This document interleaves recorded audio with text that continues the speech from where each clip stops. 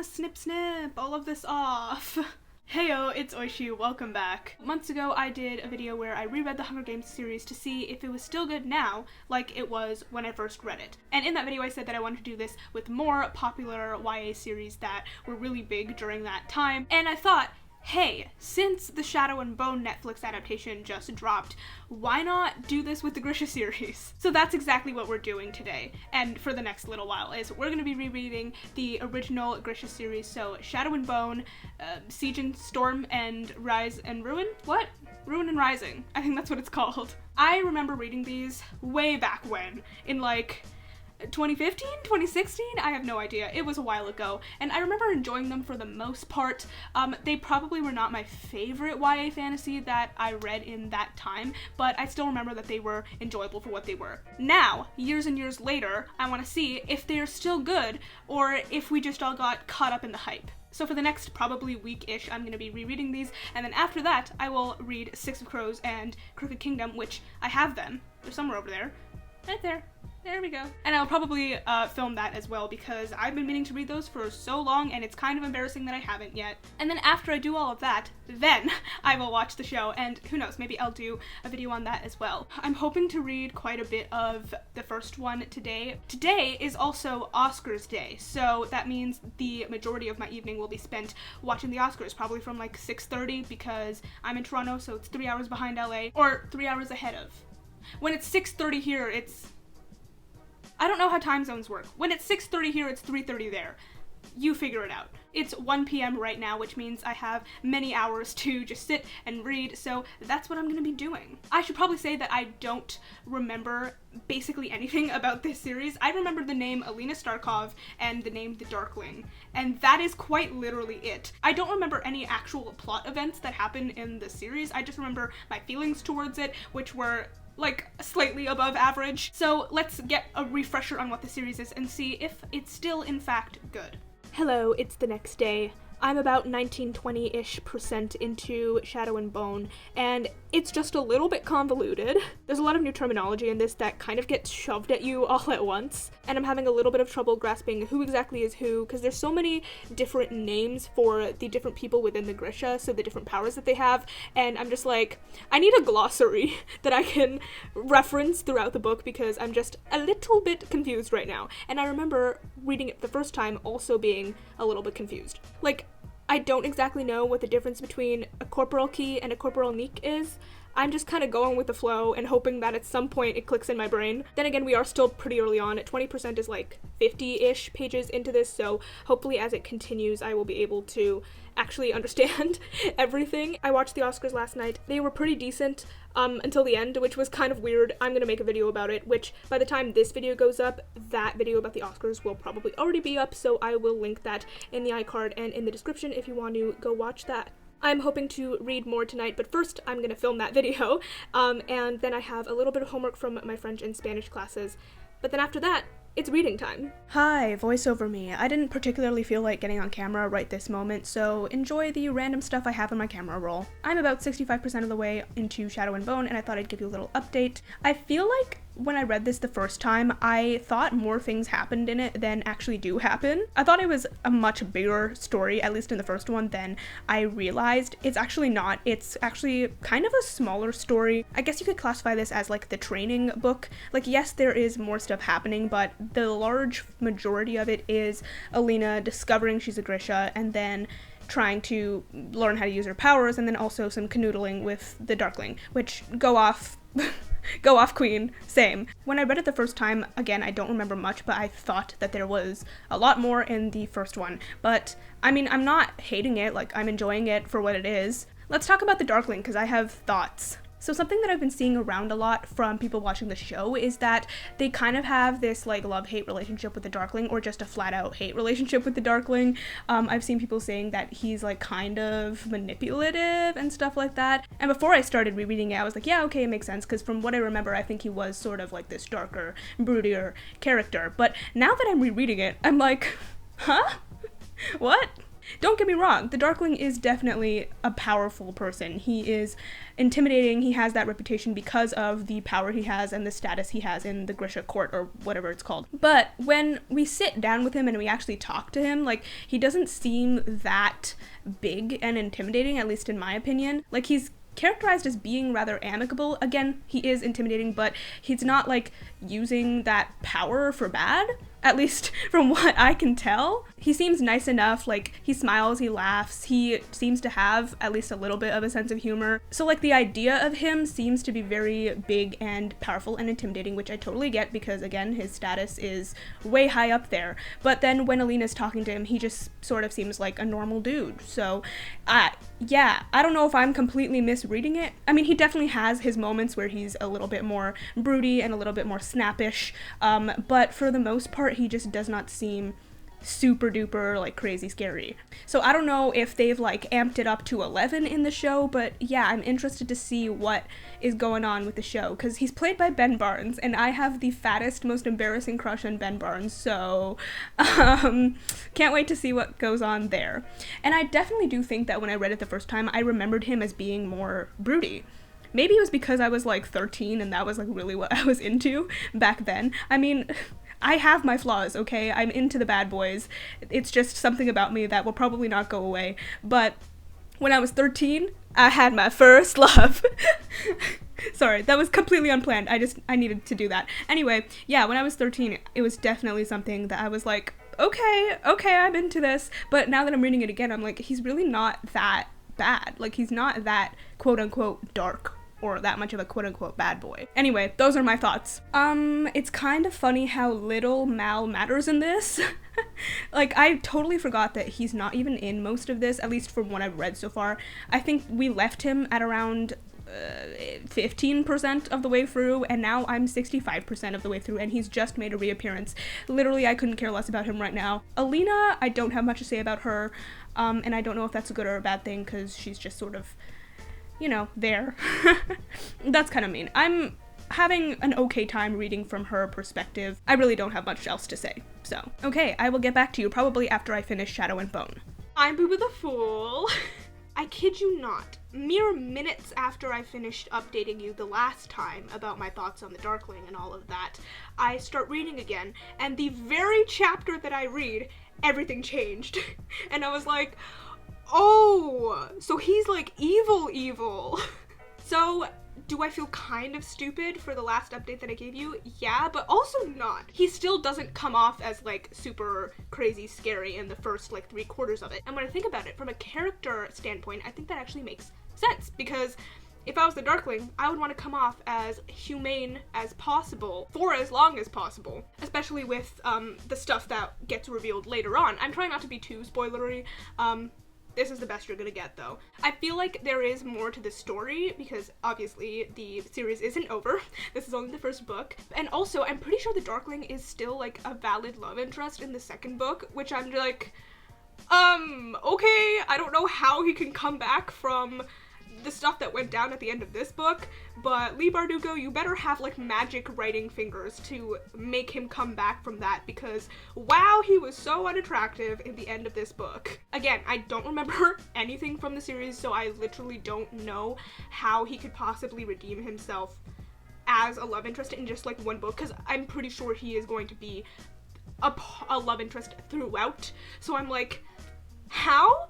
My guy wanted to, control you without your consent, you know? Like, unless that whole thing was a misunderstanding, but I don't see how it could be, because you clearly didn't want to be controlled, and he just did control you, and you also left him to die. Okay, too many spoilers. I feel like at this point, though, if you haven't read this series at least once, then you don't want to, especially since the show is out, so you can just watch the show. I don't know if I particularly love Mal either. I just think that he shows up again out of nowhere in the third act, and then he immediately looks better than the Darkling. Obviously, you can put anybody next to the Darkling right now, and they would look like a saint. I wish I could have seen a little bit more from Mal's perspective, like in the time that he and Alina were away, because he comes back, and obviously they have a fight, but then after when she runs away and he finds her, they're kind of cold towards each other because of that fight, and also because he'd missed her all that time and he'd realize that he was in love with her. I would have liked to see some of that from his perspective, because we're in Alina's perspective. I know it's like a closed first-person POV, but still,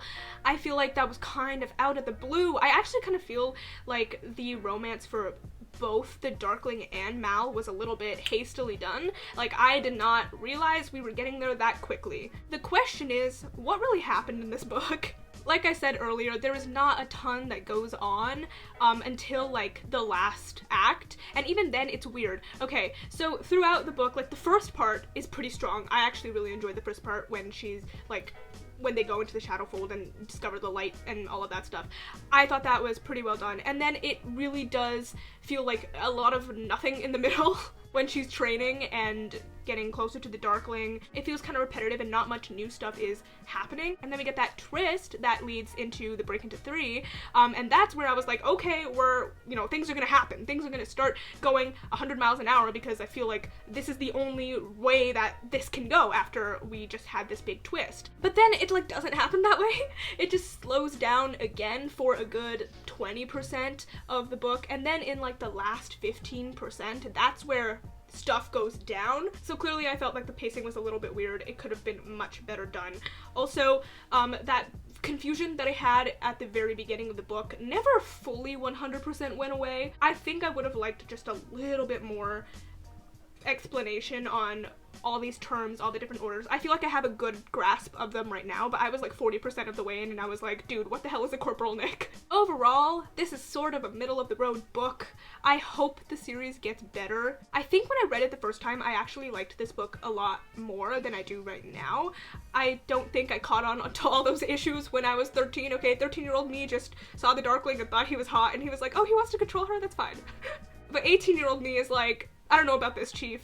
This was kind of, dare I say, a little bit boring. I mean, I enjoyed it still, which is weird. Like, I still enjoyed the act of reading it, but I also couldn't help but notice that nothing was going on. I don't know what exactly the show entails. I'm pretty sure the first season is just going to be this first book, which I don't know how they adapted it into a way that like people are actually enjoying it, because I feel like if you just take this first book and you adapt it, it's gonna be a really boring show. I do know that there are some characters from Six of Crows in it, like Kaz and Inej, so my question is, are they weaving both of the stories together? Because I think that could definitely be interesting. I don't really know much about Six of Crows. I just know that there is a heist, which I'm super excited about because heists give me life. Those were my thoughts on Shadow and Bone. I gave it a 2.5 stars, and hopefully the rest of the series will be better. I'm going to take a little break, maybe eat some cake, maybe watch a YouTube video, and then we will start in on the second book in the series, Siege and Storm.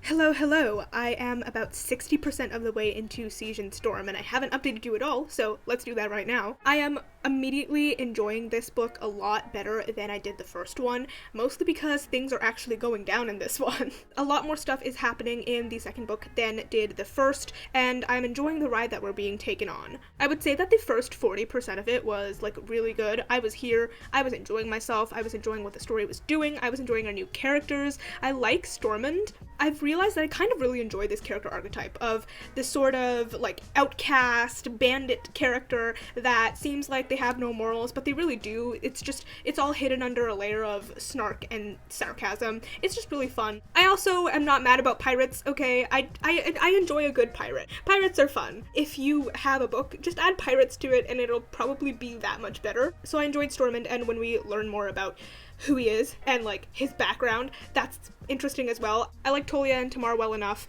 Yeah, I would say that the first 40% was pretty strong in my opinion. It does sort of slow down again at around the 40% mark. I don't think it really drags, it just sort of slows down. Right now it's not really slow, but it's definitely not as high stakes, high intensity as it was in the first 40%. The more I read, the more annoyed I become by Mal and Alina. One of the characters said something like, for two people who are supposedly as in love as you guys are, you are both really insecure. And I'm just like, that. 100% that. I feel like every other chapter, Alina's just worrying about what will Mal think about this? What is going through Mal's head? Is Mal jealous? Is Mal insecure? Is Mal gonna leave? And I'm just like, girl, I don't care. And you shouldn't either. Mal, you are a grown-ass man. Please get yourself together. You don't have to be jealous over every tiny little thing. I'm so over it, okay? Stop it. Get some help. So I'm fast tiring of their dynamic. And here's the thing, they could be cute if they weren't so whiny and insecure. That's all I'm gonna say. So I suppose I was wrong about the Darkling being a valid love interest in this. Okay, I'm worried to say anything about the Darkling because I'm afraid that as soon as I say something, I will immediately be proven wrong. But we're gonna go out on a whim and say that the Darkling is not actually a valid love interest. I don't know where I got that from. I pulled that out of my ass. I pulled that out of like the foggy recesses of my brain when I was reading this the first time, and I was 100% wrong. Unless somehow he suddenly comes back, which I really don't want him to become a love interest again because I just don't see how that would logically work. I'm glad that he's not a love interest, that he's more of just like a villain now. Villains have more fun anyway, so. Whereas in the first book I didn't have much to say about Alina, I do have some thoughts now. I enjoy the way that this is going, where we're kind of starting to see a darker side of Alina, maybe how she is starting to be a little bit corrupted by the power surging through her. So I like that we're getting to see the two sides of the entire conflict. I also am enjoying some of the politics. They're not like the most exciting politics in the world, but I'm here for it and I'm not bored, so that's a win. I am going to try and finish Siege and Storm today, which hopefully will be able to happen because I'm only like 40% away from the end, so hopefully I'll be able to do that tonight. In other big news, I got the first dose of the vaccine today, so shout out to Vaccine Hunters Canada for letting us know that people our age were eligible to register now. Okay, I will probably talk to you again after I finish Siege and Storm. It's so hard to say those two words together. It's okay. Bye. I finished the book, and I think what I said previously stands, that the first like 30 to 40% of this book is the best part, and then it slowly goes downhill from there. There's just not a ton that happens in the second half of this book, or at least it doesn't feel like there's a ton that happens. It's mostly focused on politics and like war preparations, which I wasn't like the most interested by, which is weird because I love fantasy politics. Like, I like fantasy politics more than I enjoy real politics. So you'd think that I would be really into it, but for some reason it just did not feel like there was a ton that was going on, and it also felt kind of repetitive with the politics that they were talking about. And maybe that can be attested to like not enough world building, not enough conflict, but yeah, I don't know why, it was just sort of lackluster in that sense. It felt like a lot of it was filler, like we were sort of just waiting around for the big climax and the final battle to happen, and I just feel like it was too much. Like, we could have cut at least 50 pages from that book and it would have been better for it. I still think this one is better than the first book because, I mean, that first 40% is pretty strong. It was like maybe even in 4-star territory. I was really enjoying myself, but then as you keep reading, it just went slowly downhill. I think I just really do not like Mal. He is so incredibly annoying. Like, insecure, needy, clingy, annoying. Just shut up, Mal. Stop talking forever. Honestly, Alina too, because the two of them together are just one big annoying bunch of nothing. Shut up. Don't ever speak again. Both of you. You are not allowed to speak. The only person who is allowed to speak in this series is Nikolai. And don't get me wrong, he is annoying too. He is annoying as hell. But the difference is that he was expressly written to be that way. He was written to be overly superfluous and sly and just a little bit annoying to the point where you kind of want to punch him in the face. But it works because that is his character. He is written to be that way.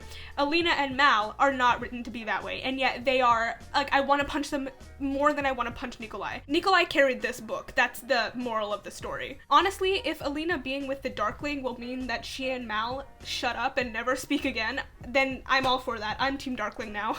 What's interesting is that when I read this the first time, I think I enjoyed Shadow and Bone more than I did Siege and Storm, and I have completely 180'd that stance. Siege and Storm, as lacking as it is in the second half, is still better than Shadow and Bone in my opinion because of that first 40%, which was really strong. I don't think Shadow and Bone had like a big stretch of being super strong. It was kind of just in and out of mediocrity, but I think Siege and Storm, because it had that really good beginning, it's better.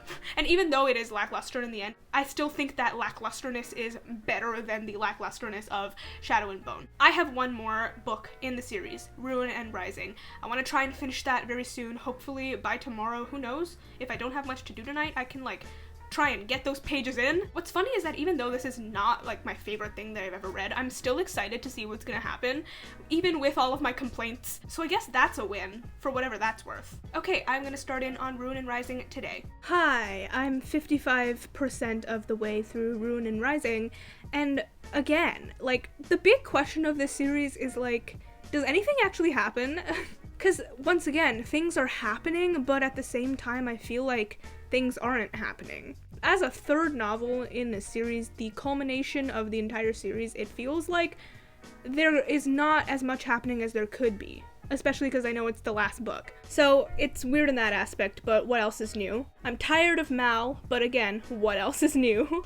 It's so funny how much I'm completely over the Alina-Mal dynamic. You know, I even like Alina and Nikolai so much better. It's kind of funny how much I'm rooting for Alina and Nikolai right now, just because Nikolai does not make me want to claw my skin off. Having said that, I think Alina and Mal do end up together from what I can remember. And it's really pissing me off that that is probably gonna happen, and I'm just like, why? Why can't we have nice things?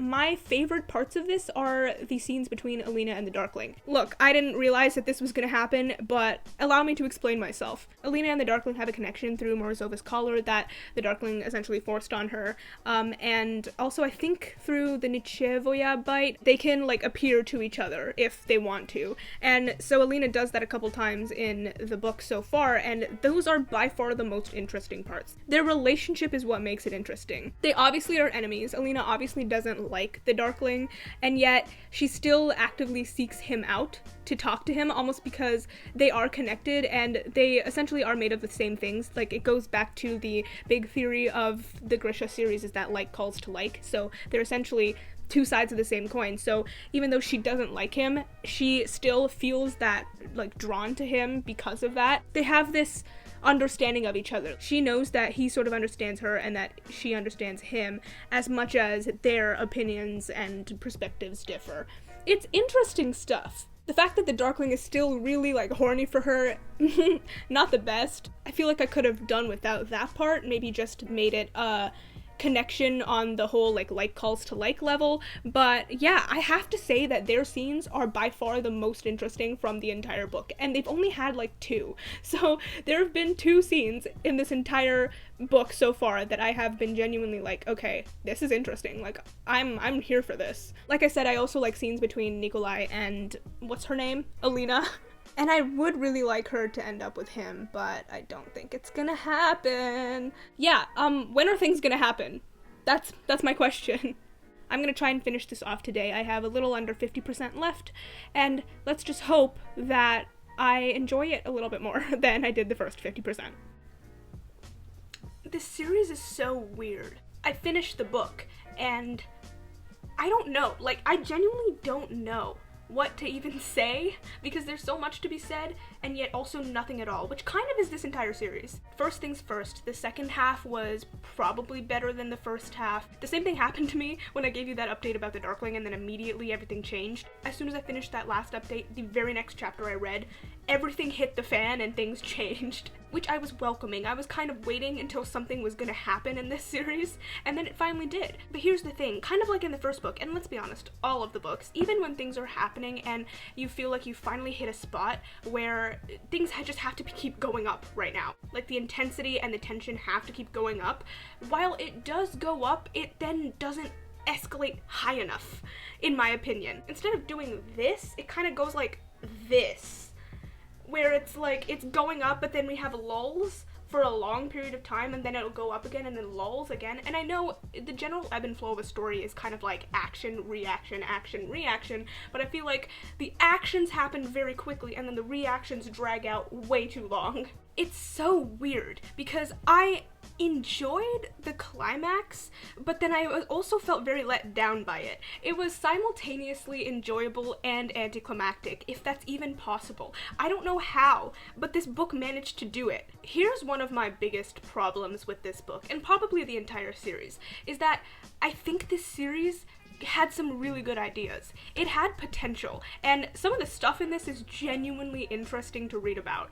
Like, the thing that happened to Nikolai in this book, That was interesting, okay? It was brutal and it was messed up, but I was here for it because it was something that had actual conflict and stakes, and I was interested by that. The problem is that as much as it does those interesting things, it doesn't push them as far as they could. So if we go back to that thing with Nikolai, yes, that was very interesting, but I feel like we didn't get enough of it. When it was resolved in the end, I was sort of just like, okay, that's it? Like, that's it? We're not gonna do anything else with that? It was genuinely intriguing to read about, and every time he was on screen or on page, I was interested. How many times I'm gonna say interesting in this one clip? Don't take a shot every time I say it. We had this very cool thing which could have been very emotionally hurtful, and it was emotionally hurtful, but again, I wanted more. I have to say that I think the most interesting thing about these books is the Darkling himself. Credit where credit is due, I think the Darkling is a fascinating character. I think the way he's written was well thought out because he does have different facets to him. Obviously, he's this like ancient, centuries-old being, but he's also extremely human at times. And you can make the argument that a big reason why he went down this path is because of all those years that he spent alone, because of all of the curiosity and desire for more, for like to see how far he can push his power. But at the end of the day, we're reminded that he also is a person. You feel a level of sympathy for him at the end of the book, but once again, I feel like the level of sympathy that I felt for him was nowhere near the level of sympathy that the book wanted me to feel for him. And I think that just goes down to us not getting enough time with him. My suggestion would have been to cut out like half of the filler stuff in this.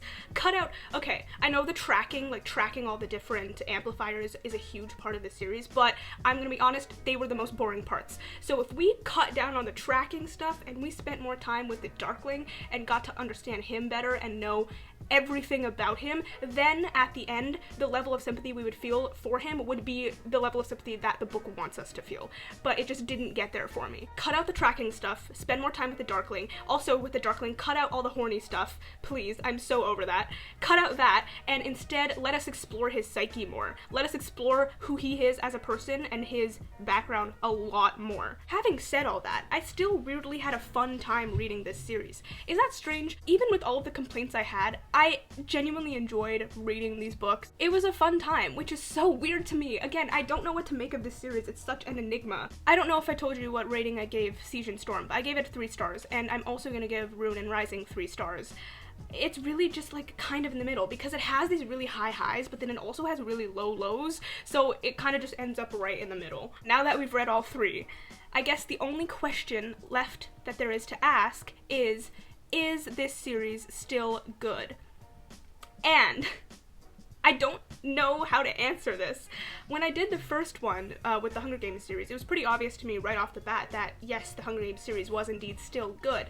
But with the Shadow and Bone, like Grisha series, it's weird because I think when I read it the first time, I had similar feelings, but I think I did maybe enjoy it a little bit more, maybe because I was younger, maybe because I wasn't seeing all of the problems with the series. Now that I'm a little bit older and I know more about storytelling and I can pick out all of these problems, I think I enjoyed it a little less. So I think the answer is no. I don't think it's still good. Okay, it's not as good. That's really all I have to say. Those were my thoughts on the Shadow and Bone Grisha series. Like I said, even though I had so many problems and so many complaints throughout this entire thing, I still had fun reading them again. Now I'm gonna read the Six of Crows and Crooked Kingdom, and I will also be filming that, so that video will probably go up next week. And then, if I make a video about the show, that'll probably go up the week after that. If you enjoyed this, please give it a thumbs up. Comment down below, let me know, have you read the books? What do you think of them? Are you also in the boat of feeling like there was so much that the series did, but also there's so much that the series didn't do, and it's like weirding you out because you don't know what to make of it? If you enjoyed this sort of stuff and you want to see more of it from me, please make sure to hit that subscribe button because I make new videos every Friday. Also, I'm on platforms, so if you want to follow me on Instagram, Twitter, Goodreads, and Letterboxd, those links will be in the description down below. As always, thank you so much for watching, and I will see you in my next video. Bye!